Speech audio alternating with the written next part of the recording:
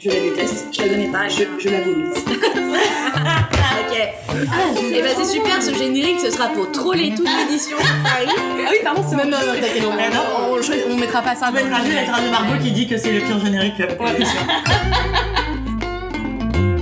Bienvenue, vous écoutez Entre nos lèvres, un podcast qui raconte les vraies histoires autour de la sexualité, mais pas que. Nous sommes Céline et Margot, et aujourd'hui nous accueillons une nouvelle invitée, Matou. Matou a 38 ans, et avec elle nous avons discuté des meufs badass et de leur force de caractère. Des dessins mignons aux grands yeux, des poteaux de Koh-Lanta et de l'auberge espagnole, d'insécurité aussi, mais surtout du corps et du ravage des normes qui l'entourent. C'est parti. Alors, est-ce que ça te plaît d'être une femme ? Ah ouais, je trouve ça super chouette. Je me suis jamais posé la question de savoir si j'aurais aimé être un garçon, par exemple. Je suis super contente d'être une fille, de vivre des trucs de meuf. J'ai l'impression d'être plus libre dans ce que je veux faire. C'est bizarre, en fait, de dire ça, parce que tous les jours, j'essaie de me battre pour qu'on ait plus de droits. Et en même temps, j'ai l'impression, moi, d'avoir une liberté assez folle du fait d'être une fille. Tu disais, j'aime trop vivre des trucs de meuf. C'est quoi pour toi, vivre des trucs de meuf ? J'aime bien ma vie, quoi. J'aime bien ma vie de meuf. J'aime bien pouvoir faire des livres, d'écrire mes états d'âme, de dessiner des trucs, de faire du bien aux gens. Je suis sûre qu'en étant un garçon, je pourrais sans doute faire pareil, mais cette possibilité, qui est souvent une critique de dire aux femmes qu'elles s'expriment trop sur ce qu'elles ressentent, moi, j'en fais un atout puissance 10 000, quoi. Et ben ça, je trouve ça cool. C'est quoi pour toi être féminine ? Être féminine, pour moi, c'est déjà avoir un beau corps, des beaux cheveux, des beaux yeux, être bien maquillée, être habillée à la mode, ou en tout cas stylée, quoi, comme on dit stylée aujourd'hui, mais voilà, avec du style, avec être un peu badass, quoi. Pour moi, c'est ça. C'est quoi pour toi avoir un beau corps ? Oula, c'est pas avoir mon corps déjà, c'est pas avoir trop de bides, trop de cuisses. Et je sais que c'est pas non plus les stéréotypes des magazines, mais quand même être dans cette fameuse norme de l'entre-deux. Mais ça veut dire que du coup tu te considères pas féminine ? Moi en fait j'ai l'impression de faire une course contre mon corps en fait, tu vois, d'être toujours en train de cacher pour essayer de dire mais si vous voyez j'essaye quand même de rentrer dans les normes quoi, en sachant que je ne le suis pas. Est-ce que c'est quelque chose que tu arrives à déconstruire quand même ? Cette idée que du coup, une fille féminine, c'est une fille qui a un beau corps ? Ou encore, ça reste ancré ?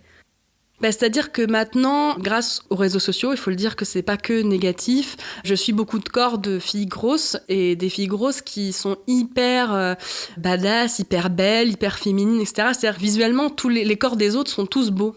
Parce que je trouve pas que être féminine, c'est forcément un goal absolu. En fait, c'est être soi, être bien soi-même.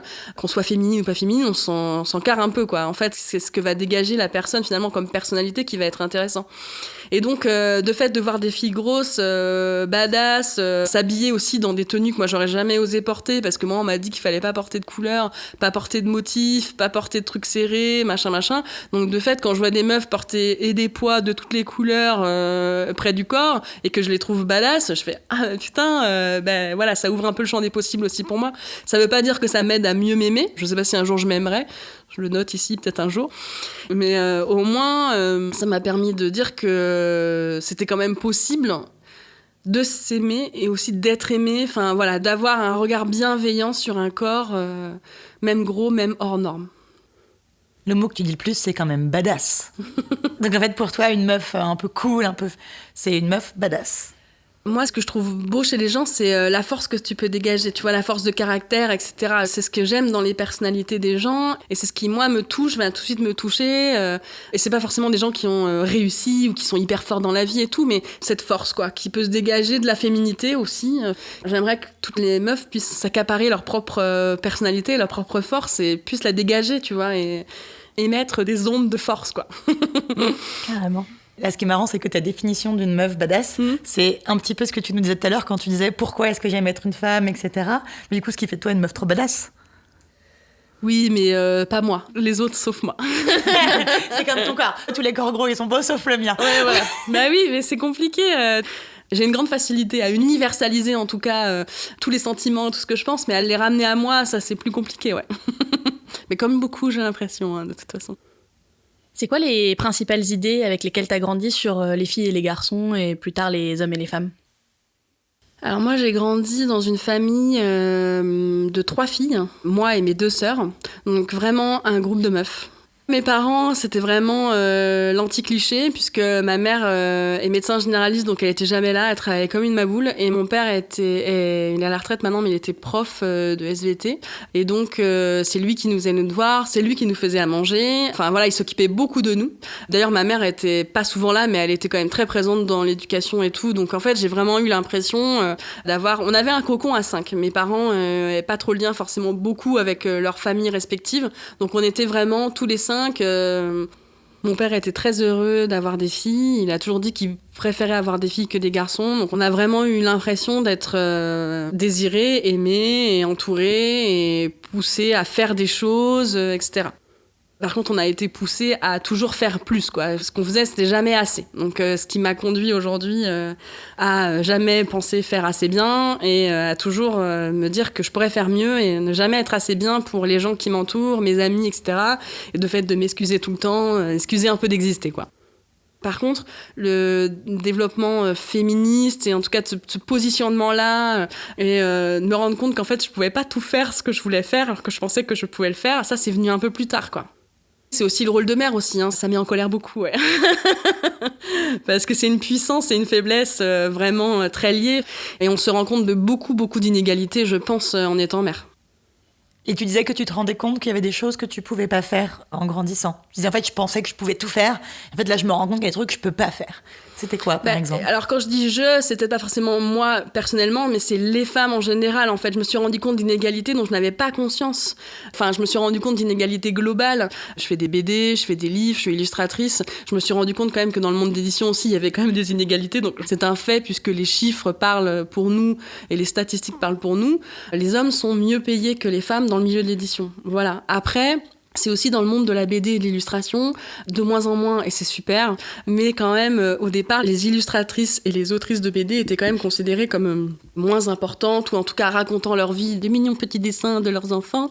Et puis, les mecs, si eux, ils parlaient de leurs enfants, c'était vraiment, voilà, c'est génial. Et nous, c'était mignon, voilà. Et donc, vraiment, des autrices comme Pénélope Bagieux ont fait beaucoup pour la cause féminine, je pense, dans le monde de l'illustration et de la BD. Et aujourd'hui, on se sent plus légitime.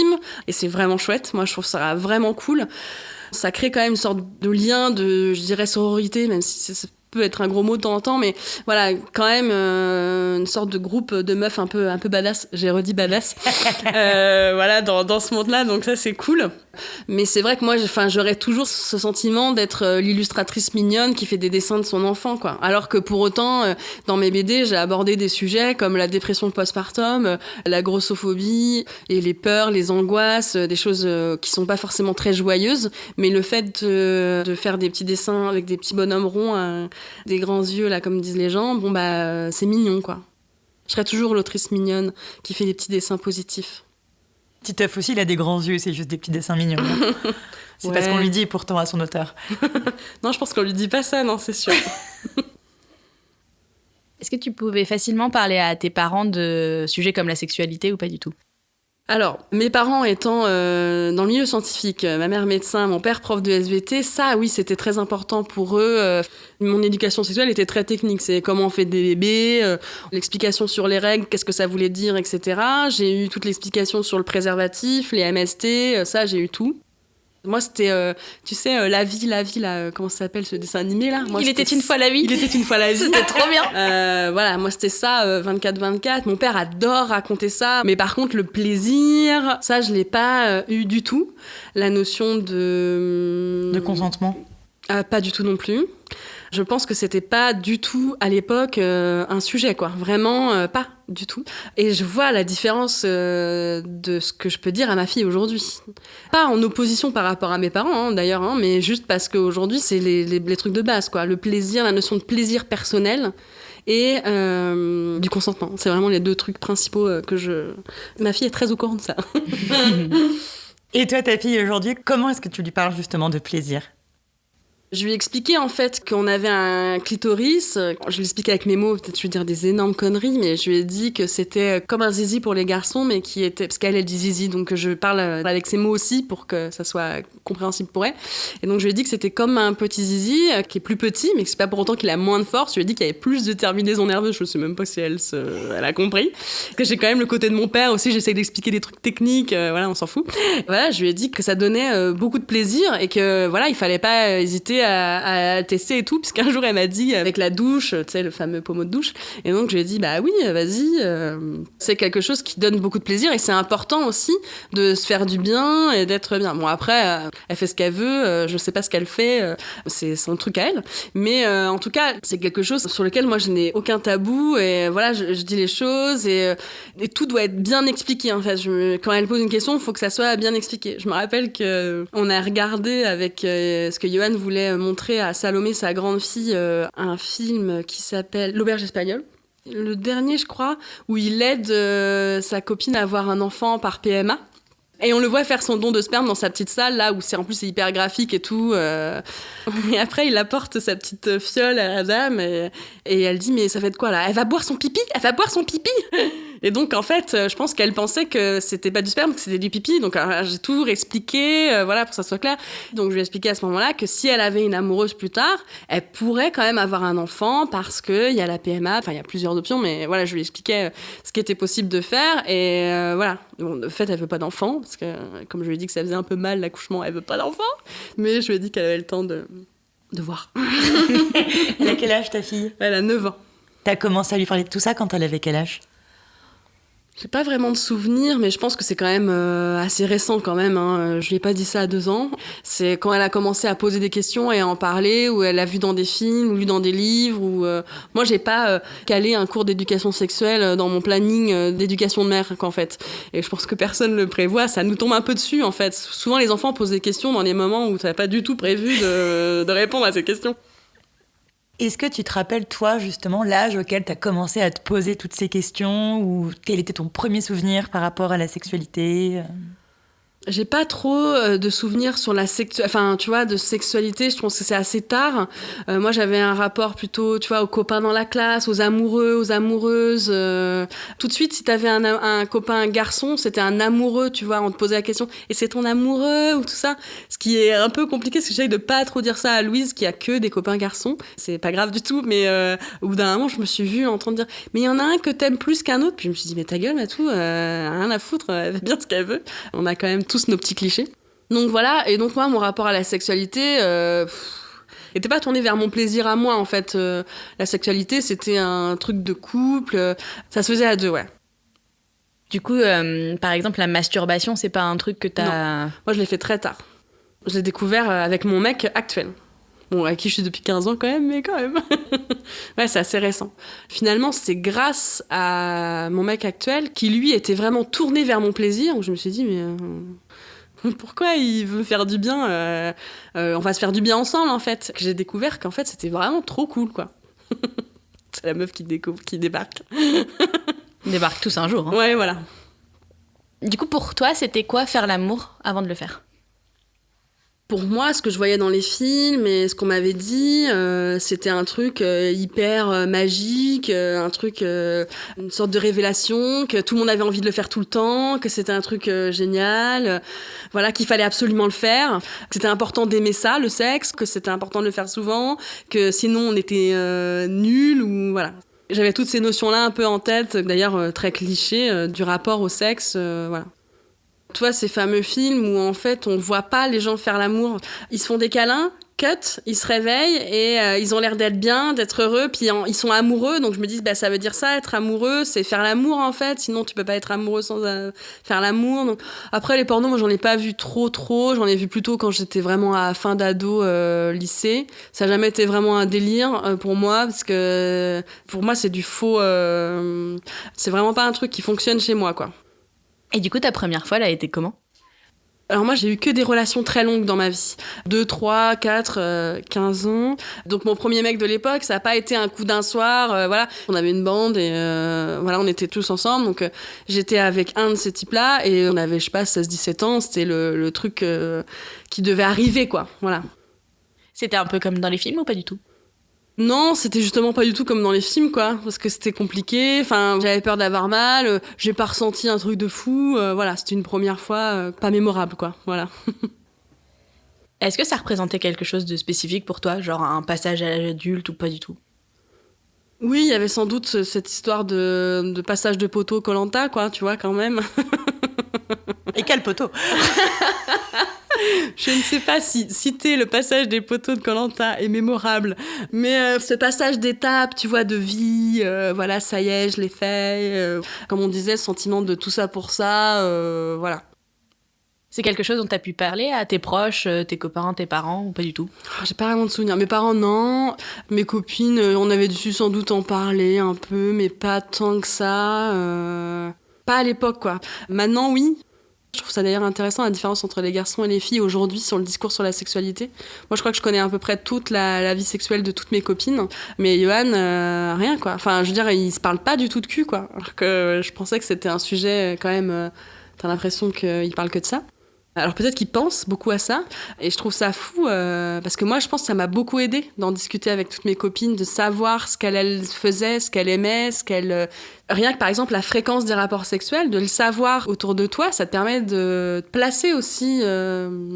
T'as quand même l'idée qu'il faut faire l'amour tout le temps, que si tu fais pas l'amour tout le temps, c'est que le couple est pas solide, etc. Tous ces trucs-là, et je trouve ça important de pouvoir en parler autour de soi pour pouvoir faire tomber beaucoup de croyances, quoi, sur la sexualité aujourd'hui. Ouais, et de savoir que t'as des potes autour de toi qui s'aiment très fort, qui vont très bien ensemble et qui font l'amour une fois par mois, ben ça peut te... Voilà, bah moi, je trouve ça rassurant, ouais. Après, moi, voilà, ça va bientôt faire 15 ans qu'on est ensemble, donc on a eu des phases où on faisait énormément l'amour, des phases moins, des phases faire l'amour avec beaucoup de sentiments, des fois moins. Enfin, maintenant, je sais, en fait, qu'il n'y a pas de compétition, il n'y a pas d'enjeu. Enfin, il y a un enjeu de cette proximité à garder dans le couple, mais qui n'est pas forcément que lié au sexe, etc. Et que le sexe aussi, c'est pas que faire l'amour classiquement entre guillemets, mais c'est plein aussi de gestes, d'intentions, de cette proximité en fait de deux personnes, au-delà de juste faire l'amour techniquement. On l'a fait tant de fois cette semaine et youpi, quoi. Voilà. Est-ce que tu as le sentiment qu'avec Johan, vous êtes en phase sur ça, sur vos envies, sur le rythme? Est-ce qu'il y a des moments où c'est frustrant pour un autre? Ça a beaucoup évolué, mais oui, je pense qu'on est assez en phase parce que lui, il est hyper à l'écoute de moi et tout, et c'est ça qui m'a beaucoup surpris et qui a fait que je trouve qu'on a un bon rapport parce qu'on en parle beaucoup, parce qu'on se charrie beaucoup dessus, qu'il y a vraiment cette relation hyper naturelle entre nous sur ce sujet-là, sur tous les sujets, mais de fait sur ce sujet-là. Par contre, oui, il va y avoir des moments où moi j'ai moins envie et lui plus, ou vice-versa, mais c'est pas des choses qui vont mettre en péril une relation, etc. C'est plutôt une discussion où on va se dire, quoi? Je dis, non, je suis fatiguée, c'est tout, quoi. C'est rien contre toi, voilà. Après, comme moi j'ai appris le plaisir féminin et de me faire plaisir moi-même, toute seule, lui avait l'impression d'être au début mis de côté, quoi. Et donc à partir du moment où moi j'ai acheté des jouets, mon premier womanizer et tous les autres trucs de fou, lui il s'est dit attends, avant c'était moi, quoi. Et donc là on a peut-être eu, il a fallu le temps de se caler en disant que ça n'enlevait rien le fait que c'était important pour moi de faire l'amour avec lui. Donc ça n'a pas été une friction, mais c'était vraiment un truc de bascule en fait, où finalement je pense que ça nous a permis aussi d'être pas plus à égalité, mais plus complet, global, tous les deux dans notre couple là-dessus, quoi. Mais c'est surtout que la masturbation, si tu venais de la découvrir, c'est normal que t'aies grave envie de l'explorer, ouais. Surtout si tu kiffes. Ouais, je pense. Et puis, en fait, moi qui pensais toujours être vaginale depuis que j'étais toute petite, parce que je me dis non, mais je ressens rien, voilà, je me suis révélée être hyper clitoridienne. Enfin, j'ai trouvé ça vraiment chouette. Enfin, et je trouve que ça enrichit la relation, au contraire, quoi. Moi, je trouve ça super cool. Mais c'est parce qu'en fait, être vaginale ou clitoridienne, en fait, je crois que c'est un peu un non-sens dans le sens où, en fait, comme ton clito, il est énorme et en fait, le petit capuchon, c'est juste un tout petit truc et en fait, t'as tout le reste qui entoure toute ta cavité vaginale, etc. Même les orgasmes par pénétration sont des orgasmes clitoridiens. Ouais, carrément. Bah, exactement, oui. Pendant des années, c'est ce qui s'est dit. Oui, voilà, c'est ça. Ah bah oui, nous, avec mes copines, on était en mode, t'es clitoridienne ou t'es vaginale? C'est une question, genre, horrible que les mecs te posaient, tu vois. Toi, t'es plutôt clitoridienne ou vaginale? Sachant que les vaginales elles étaient des filles entre guillemets marginales, parce que c'est quand même une très faible statistique, les filles qui jouissent par pénétration. Si tu disais à un mec que t'étais vaginale, t'étais une espèce de Graal pour lui. Oui, C'était en mode, ça. putain, trop bien, je vais pouvoir faire l'amour sans avoir trop à me fouler, à faire d'autres trucs, parce qu'elle va pouvoir jouir comme ça. Mais tellement. Moi, hier soir, j'ai re-regardé le film The Holiday. Et en fait, dedans, il y a une scène qui m'a fait vraiment rire a posteriori. C'est t'as Jude Law et Cameron Diaz qui se parlent avant de faire l'amour et il lui dit t'aimes bien les préliminaires ou pas? Elle dit non, pas du tout, les préliminaires c'est nul. Et là, genre t'es vraiment une fille géniale.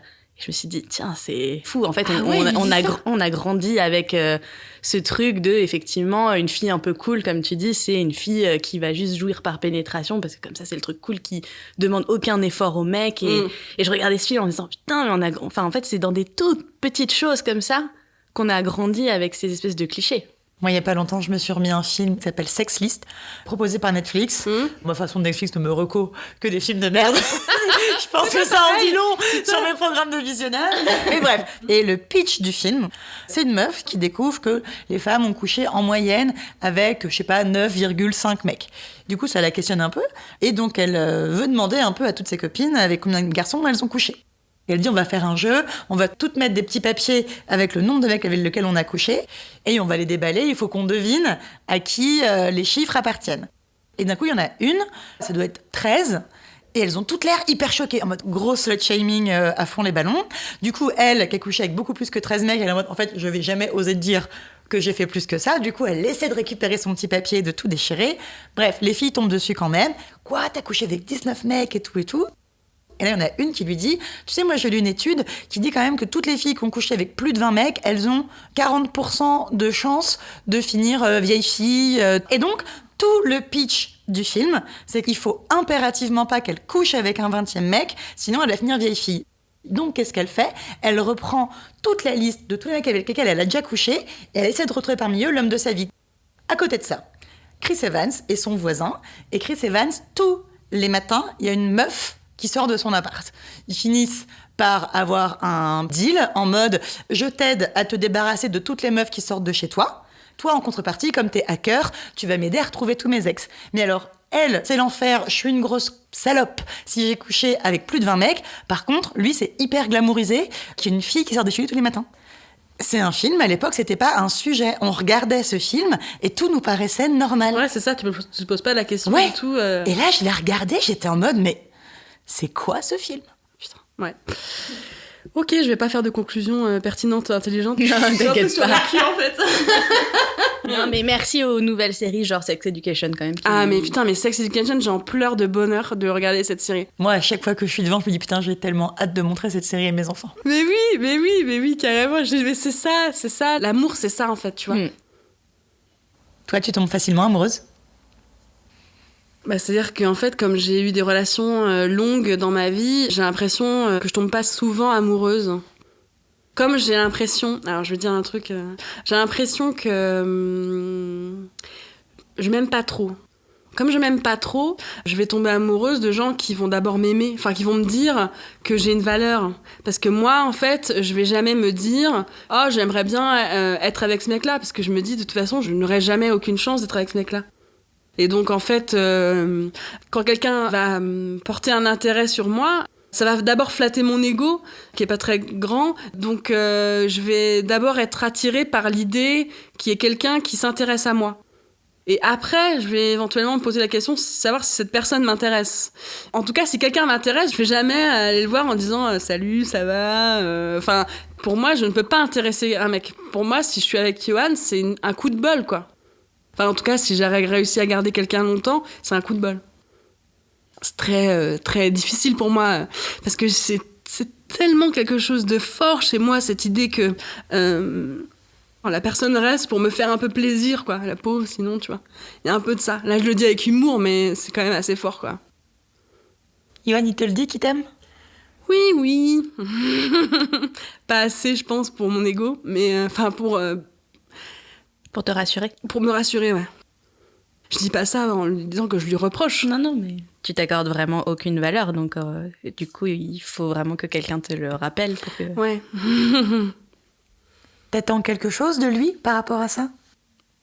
Non, parce que c'est vraiment quelqu'un qui est hyper tactile, hyper câlin, qui va souvent me prendre dans les bras. Enfin, on vit aussi, on travaille ensemble, donc on est très 24 heures sur 24, souvent collés et tout. On est très amoureux. Notre histoire est née sur quelque chose d'hyper passionnel. De fait, on s'aime très fort, on se déteste très fort. Voilà, on est très dans l'emphase.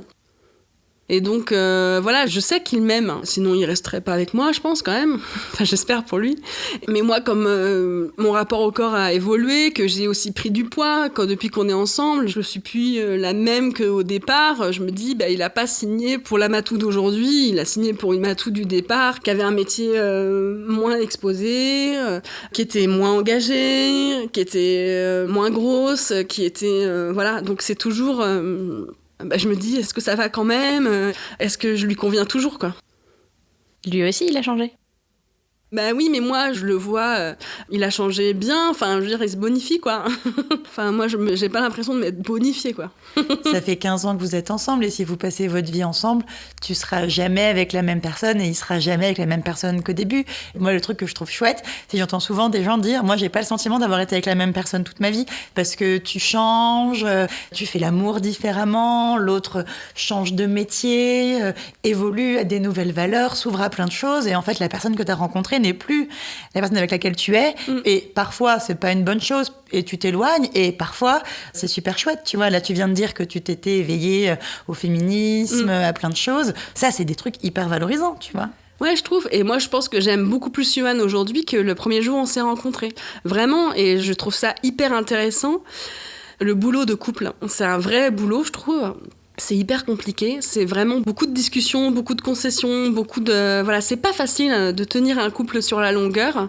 Et je trouve que c'est ça qui enrichit aussi le couple. Enfin, moi, je suis hyper fière de... Je suis pas fière de fait qu'on soit toujours ensemble 15 ans après, mais je suis très fière de toute la construction du couple qu'on a eu, de tout ce qu'on a vécu, des trucs un peu pas cool, des trucs cool. Enfin, moi, j'ai beaucoup évolué avec lui sur mon caractère, mon tempérament, j'ai beaucoup appris sur moi. Je souhaite à tout le monde de vivre ça. Moi, je suis hyper contente de ça. Je trouve que c'est des chouettes trucs, quoi. Après, les couples, ça peut aussi détruire les gens, j'en conviens. C'est aussi des relations où tu peux rester enfermé pendant des années, c'est compliqué. Et moi, je sais qu'il y a des choses qui sont pas réglées dans notre couple, qu'on a toujours des sujets un peu sensibles, que ça m'a aussi, des fois, peut-être fermé des trucs, ou voilà. Mais il n'empêche qu'on a construit des trucs à deux et c'est super cool, quoi. On a fait même un enfant, donc c'est pour vous dire, quoi. Qu'est-ce que tu préfères chez toi ? Pas grand-chose. On m'a toujours dit que j'avais des jolis yeux, donc voilà, en général, je dis ça. D'accord, mais toi, c'est quoi que tu préfères chez toi ? Oui, moi, je trouve que mes yeux sont pas mal. Et d'avoir ce rapport à ton corps, c'est depuis toujours ? Ça a évolué quand même ces dernières années, puisque au tout début, quand j'étais petite, j'ai pas eu vraiment ces questions-là. Mais après, oui, j'ai eu des remarques sur mon corps de mes parents, de faire attention pour pas avoir un corps trop différent, quoi. Donc attention, tu vas prendre du poids, attention. Donc rapidement, j'ai compris qu'avoir un corps hors norme, ça pouvait être compliqué, quoi. Et puis après, j'ai commencé à faire des régimes et tout. Et comme chacun sait, ou si vous ne le savez pas, il faut le savoir, un régime est un échec à 95%. À force de faire plein de régimes, de fait, j'ai pris plein de poids. Et aujourd'hui, mon corps est le résultat de 30 régimes ratés, quoi. De fait, le rapport au corps est compliqué quand on a 35, 40 ans et qu'on se retrouve à avoir eu une grossesse, fait tous ces régimes-là, essayer de se retrouver mieux dans son corps et se rendre compte qu'en fait, ça a fait que des dégâts, quoi. Que tous les remarques des gens depuis que je suis toute petite, m'ont fait devenir comme je suis aujourd'hui. Je pense que si on m'avait pas complexifié dès le départ mon rapport au corps en me disant attention, si on m'avait pas expliqué qu'il y avait une norme du corps et du beau corps, peut-être qu'aujourd'hui j'aurais une relation plus apaisée à mon corps et peut-être que je serais moins grosse, ou en tout cas peut-être que je serais plus en acceptation de mon corps comme il est aujourd'hui. Après, c'est peut-être moi aujourd'hui qui en fais une montagne, mais moi j'avais vraiment cette idée-là, de faire attention, parce que ma mère, quand elle était jeune, était grosse aussi, et donc il y avait cette peur de pas être comme ma mère, quoi. Parce que ta mère, elle a perdu du poids ? Oui, ma mère a perdu du poids maintenant. Ma mère est normale, mes sœurs sont normales. Je veux dire, c'est juste que moi je suis la tâche de la famille, ça je sais. Enfin, je suis pas dans cette norme de famille, et donc je pourrais faire un peu ce que je veux, je serais pas dans la norme, quoi. Pour eux, quoi. Ça, c'est sûr. Je suis désolée. Non, mais t'inquiète. Je comprends tout à fait. Tu me renvoies tellement au truc que moi, je ressens aussi que du coup, je suis un peu là, genre... je serais capable de te dire plein de trucs. Et en fait, comme j'arrive pas à me les appliquer à moi, il y a rien qui sort parce que je me dis j'ai l'air méga hypocrite de te dire que évidemment que la norme on s'en fout et que Oui, mais je sais bien. et que t'es pas une tâche. Et en fait, je sais très bien que qu'importe ce que je vais te dire, tu vas pas l'entendre parce que je l'entends pas non plus quand il s'agit de moi en fait. Mais c'est ça, c'est que moi j'ai l'impression de bosser dessus, d'en parler tous les jours, tu vois, d'être toujours sur cette idée de... Pas forcément d'essayer de s'aimer, parce que j'ai compris que j'y arriverais sans doute pas, donc je demande pas aux gens de faire ça, mais d'essayer de faire ce qu'on peut, quoi. Et j'arrive pas à le faire avec moi, vraiment pas, quoi. Et je vois bien à quel point c'est hyper sensible chez moi, parce que dès que je commence à aborder ce sujet-là, je suis en larmes, et je me dis, mais putain, mais pourquoi c'est aussi fort, quoi. Ouais, qu'est-ce que ça charrie derrière? Ouais, voilà, je pense que c'est beaucoup de choses. Et puis je pense que je suis aussi à cette croisée des chemins où je me dis qu'est-ce que je veux pour moi, qu'est-ce que je veux pour ma vie, etc. Mais en tout cas, d'essayer de cibler des trucs, je me rends compte à quel point il y a des sujets qui sont hyper lourds, que je porte depuis longtemps, quoi. Ce qui est rigolo, c'est que moi, la dernière fois, je me suis fait la remarque, est-ce qu'aujourd'hui, si tu me donnes une baguette magique, je préfère me donner un corps qui est dans la norme? Ou est-ce que je préfère m'enlever ce truc de croire que mon corps n'est pas dans la norme? Ouais, je crois que je préfère avoir un corps dans la norme. Mais carrément, mais bien sûr. Moi, je sais très bien que, franchement, je m'en fous de la faim dans le monde et de l'écologie et tout. Si on me demande aujourd'hui ce que je veux, mais je demande 30 kilos de moins, quoi. Vraiment, égoïstement, quoi. Parce que j'ai l'impression que ça me rendra plus heureuse. En plus, j'en ai fait des régimes dans ma vie, donc j'ai été plus mince, normée dans ma vie. Et j'ai pas eu l'impression, j'ai pas de souvenir de cette période-là en me disant... J'ai été plus heureuse. Mais est-ce que t'étais mieux dans ta peau? Est-ce que le matin, quand tu t'habillais, c'était moins difficile? Bah oui, je trouve ça plus cool parce que je rentrais dans des magasins de fringues. Ça fait des années que je suis pas rentrée dans un magasin de fringues. Autrement que pour acheter une écharpe, un bonnet, et encore, on peut avoir des grosses têtes. Ou des fringues pour ma fille, ou pour mon mec. Mais sinon, moi, ça fait des années que j'achète toutes mes fringues par Internet, quoi. Et heureusement qu'il existe d'ailleurs des sites anglais, américains, où on peut s'habiller avec des grandes tailles et des fringues cool, quoi. Qu'on n'est pas obligé de s'habiller comme une mamie, désolée pour les mamies, mais être féminine. Je reviens à la question du départ. Voilà, donc, en vrai, je me fous pas de l'écologie. Non, mais bien sûr. Qu'on le note bien, hein, voilà. C'est pour dire à quel point c'est quelque chose... Moi, je me lève le matin, je pense au fait que je suis grosse, j'y pense toute la journée. Dès que je croise quelqu'un dans la rue, je sais pas, où il faut que je me pousse, je me dis, voilà, tout, je m'habille, je pense que je suis grosse, je prends ma douche, je sais que je suis grosse, je mange, je sais que je devrais pas manger. Bah, c'est un truc qui est dans toute ta tête tout le temps, quoi.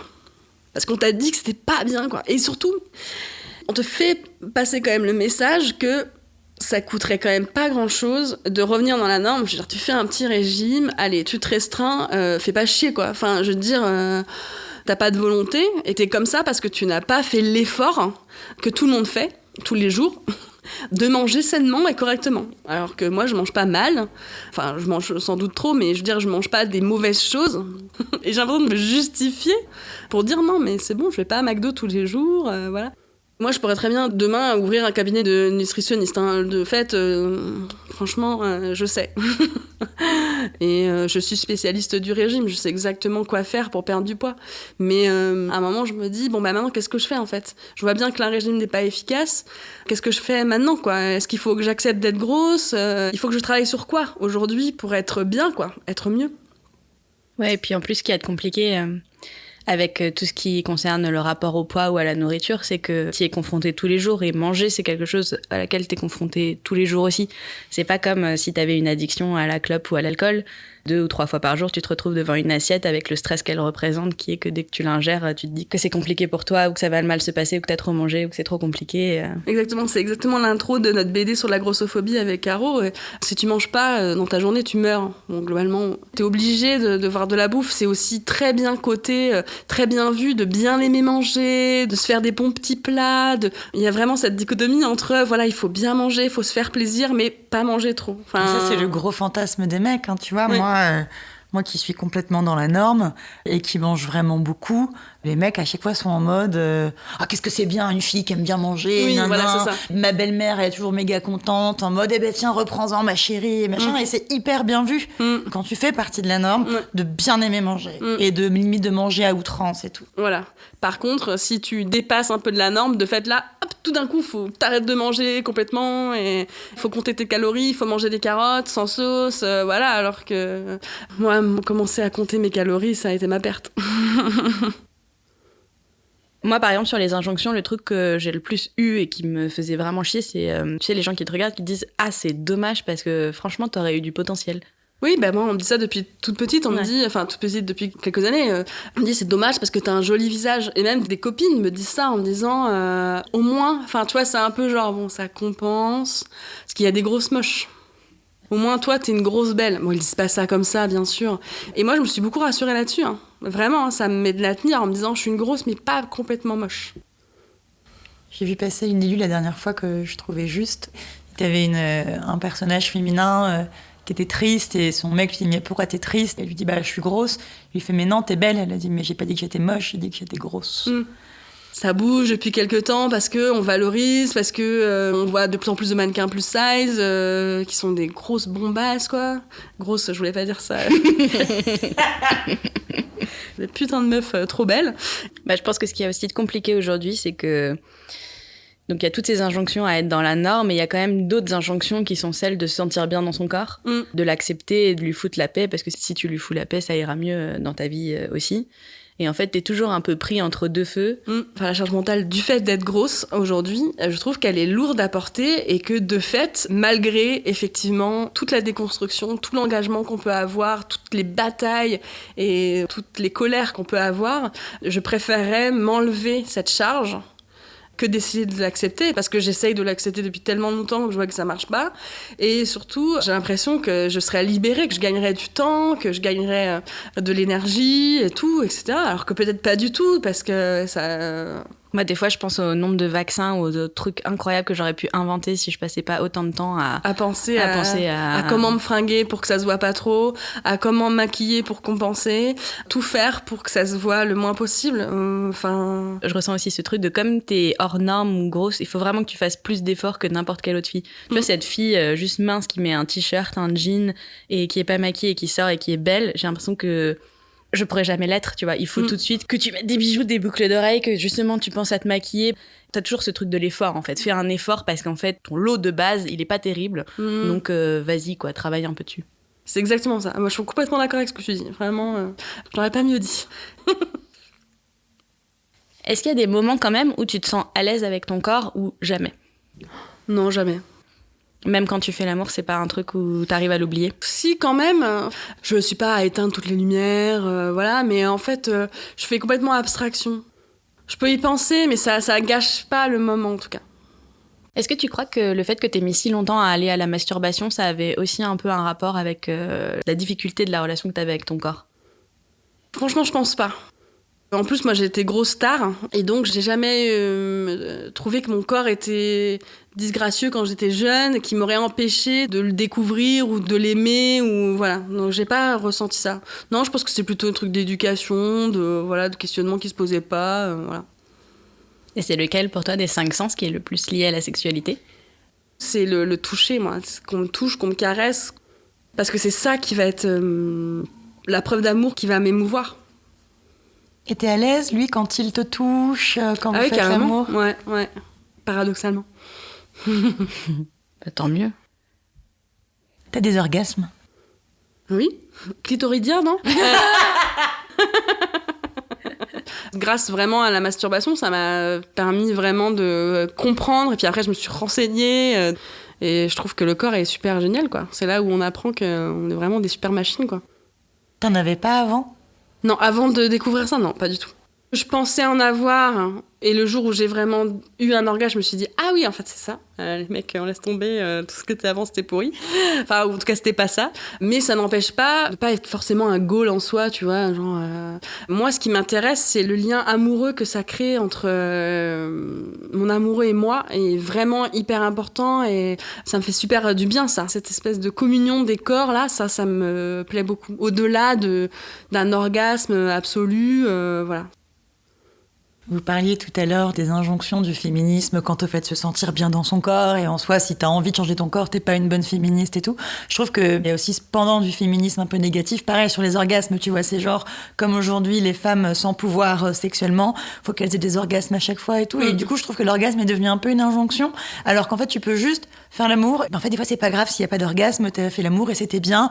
S'il y en a un qu'on a eu et pas l'autre, c'est ok aussi. C'est pas grave, tu vois. Moi, j'en parle souvent avec mes potes et tout. Des fois, t'es là, tu fais, il est 11h, ah non, là, demain, j'ai une grosse journée, la flemme. On est crevé. On aimerait bien le faire, hein. On est crevé.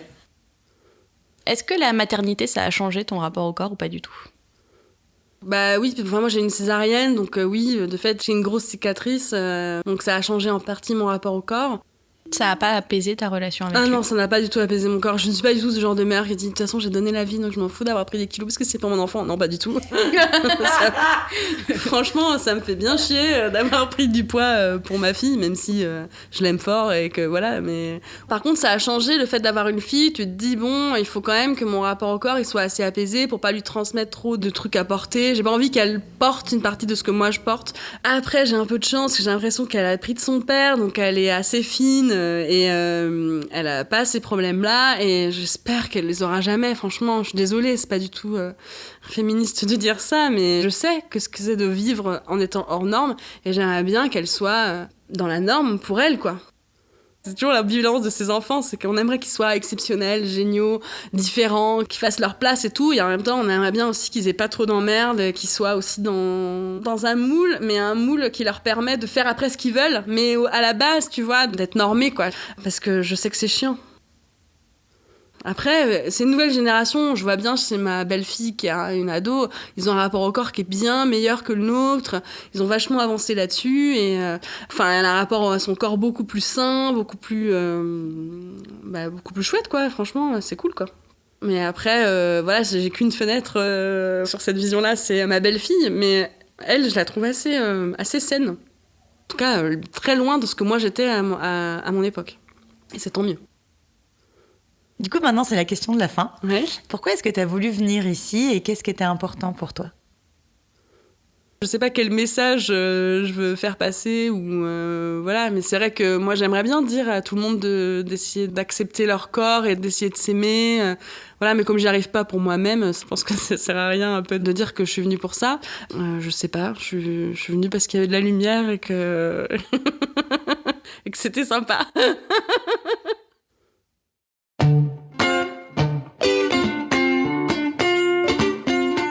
Pour ne pas rater le prochain épisode d'Entre nos lèvres, abonnez-vous à ce podcast.